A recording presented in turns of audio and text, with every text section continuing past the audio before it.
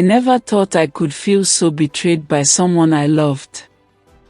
I never thought someone could sit in front of me, smile, laugh, and lie with my whole heart in their hands. I thought I knew James. I thought I loved him for who he was, not for what he had. But I was wrong. So very wrong. When I first met him, he looked like he had nothing. His clothes were old, his shoes were worn, and he always laughed in a way that made me forget about my own worries. He worked at the little coffee shop near my apartment. He didn't ask for help, he didn't boast, he just smiled and made the world feel lighter. That's why I liked him. That's why I loved him. I remember the first time he helped me carry my groceries up the stairs. I live on the 3rd floor, and my arms were shaking with heavy bags. He didn't even ask, he just grabbed them and said, "I got you." His hands were warm. His eyes were soft. I felt safe. And I started to think, maybe love is simple after all. We began spending all our time together. Lunches, walks, late-night talks, movies, dancing in my tiny living room when nobody was watching. He never talked about money. He never talked about his past. I didn't care. I liked the way he made me laugh, the way he remembered small things I said, the way he made life feel easy when it was never easy for me. Months passed, and I thought we were happy. But sometimes I noticed strange things. He would disappear for a day or two, come back with small gifts, never explain where he had been. I thought maybe he was embarrassed about money or family. I didn't press. I trusted him. Then came the day I found out. I was scrolling through social media, and a story popped up. James Adeniyi, youngest billionaire in Lagos, buys new hotel in Lekki. My heart stopped. I stared at the pictures. That was him. That was the man I loved.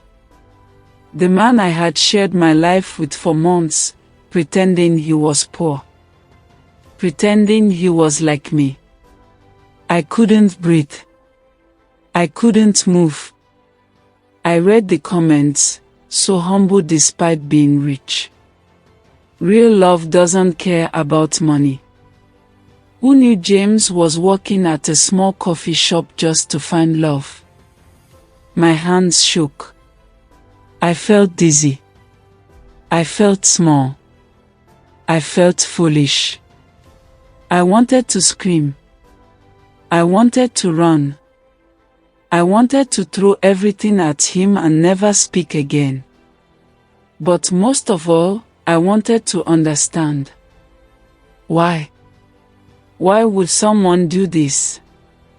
Pretend to be poor just to see if I loved him? Did he not trust me? Did he not think I was already enough? I didn't see him that night. I sat in my apartment staring at my phone, my heart breaking in slow, quiet pieces. And the next day, he came to my door. His face was calm. His hands were empty. No gifts. No explanations yet. Just him. And I hated myself for the fact that I still wanted to see his smile. "Can we talk?" he asked softly. His voice didn't have the same warmth it once had. Now it carried weight, a weight I could feel in my chest. I didn't answer. I just let him in. He sat on the couch, close but not touching. He told me everything.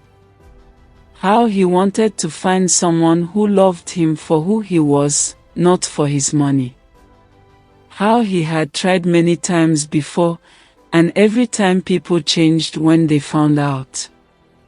How he thought pretending to be poor would help him find real love. I wanted to hate him.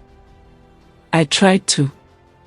But as he spoke, I saw the same person I had fallen in love with.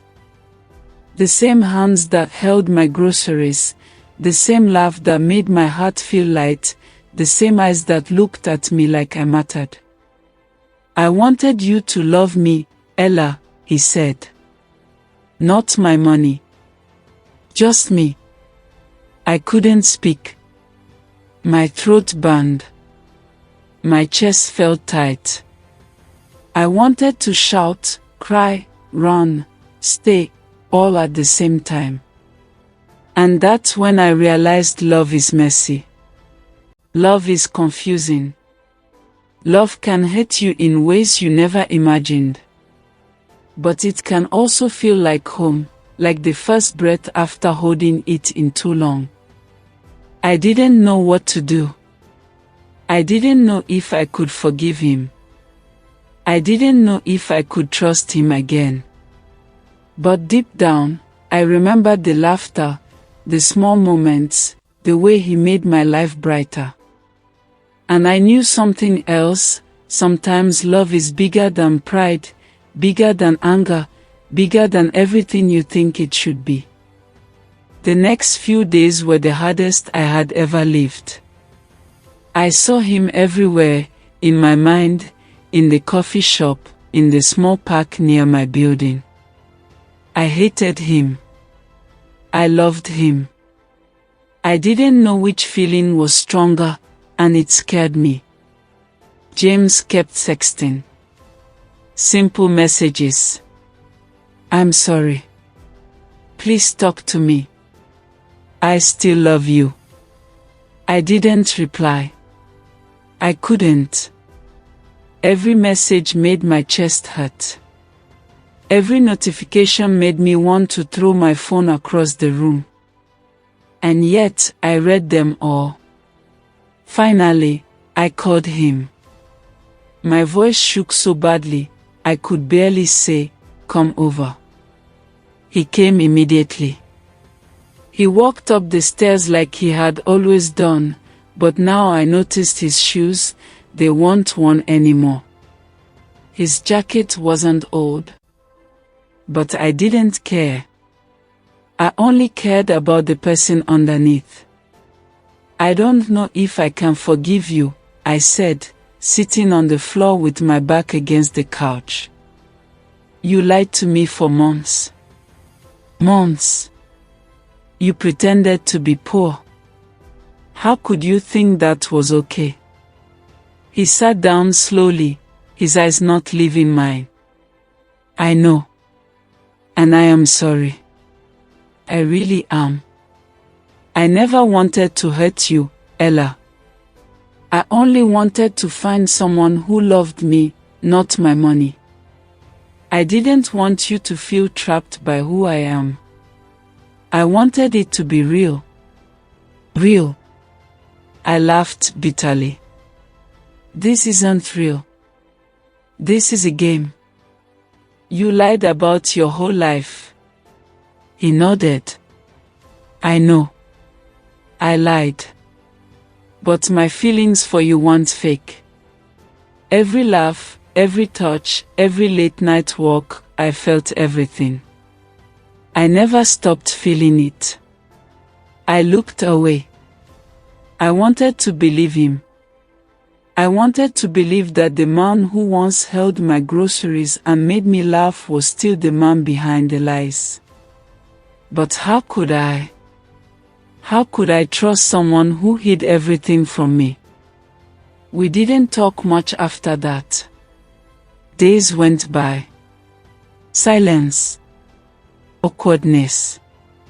He still came by sometimes, helped me carry groceries, laughed at my silly jokes, but there was a distance. A wall I had built around my heart.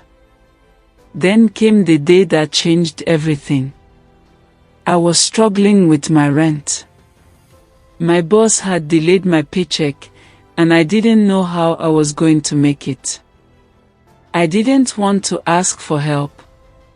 I never wanted to rely on anyone. But James found out. He knocked on my door with a bag of food and some cash. "I know you don't want help," he said softly, "but I don't care. Let me help. I want to be there for you, even if you don't forgive me yet." I stared at him. My pride screamed at me to refuse. My heart screamed at me to take it. I took the bag. I couldn't speak. My eyes watered, and he didn't say anything. He just waited. And in that moment, I remembered why I loved him. Not for his money. Not for his power. For the way he cared. For the way he made life feel lighter. We started talking again, slowly. Not about the past. Not about the money. Just about us. About small things. About coffee. About silly songs. About walks in the park. It was simple. It was real. It was painful and beautiful at the same time. I realized then that love isn't perfect. It's messy. It's confusing. It's full of mistakes and lies and fears. But it's also full of laughter, care, and moments that make your chest feel full. James never forced me to forgive him. He never begged. He just showed up. Every day. Quietly. Patiently. And slowly, my heart began to open again. I don't know how long it took. Weeks, maybe months. But one day, I realized something. I loved him. Still. I loved him for who he was, lies and all. I loved the man who laughed with me, who held my groceries, who made life feel lighter. I loved him even after everything. And then, one evening, as the sun set over the city, James took my hand. "Ella," he said softly, "I don't want to pretend anymore. I want us to be real. Fully real. Can we try again?" I looked at him. I saw the same man who had made me feel safe, who had made me laugh, who had held my heart so gently. And I nodded. "Yes," I whispered. "We can try again." For the first time in months, I smiled. Really smiled. And I knew that love, messy and painful as it can be, was still worth it.